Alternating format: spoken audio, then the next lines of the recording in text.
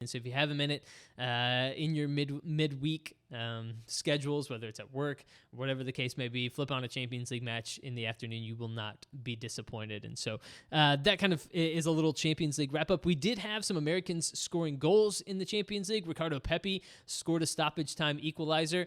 That's homegrown FC Dallas player Ricardo Pepi scored a stoppage time equalizer for PSV in their matchup yesterday. And Folarin Balogun, another striker for the United States, scored a goal from Monaco in the Champions League yesterday. So nice to see Americans on the score sheet in the Champions League because, again, this is the top of the top European competition. And so anytime you have two strikers who are battling it out for really a top place for the U.S. At next summer's World Cup, anytime you get both of those guys scoring goals on the same day, it's a really, really good sign. You love having that kind of competition for those roster spots and for that spot as the starting striker for the U.S. next summer. It really looks like it's coming down to those two guys, Balogun, who plays at Monaco, Ricardo Pepi, who plays at PSV.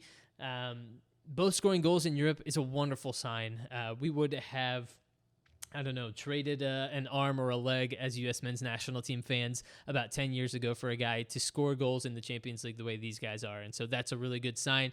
Also, Tyler Adams, who does not score very much. He's a defensive midfielder who's playing for Bournemouth in the Premier League. He got his first ever goal in the Premier League in English football on Saturday, taking on Manchester City. At the time, that leveled that match at 1 in a big match for Bournemouth. Manchester City ended up winning that game 3-1. But Tyler Adams able to get a scrappy little goal in the box and all around playing very, very well for a Bournemouth side that is outpacing maybe expectations this year in the Premier League. So really good to see out of Tyler Adams.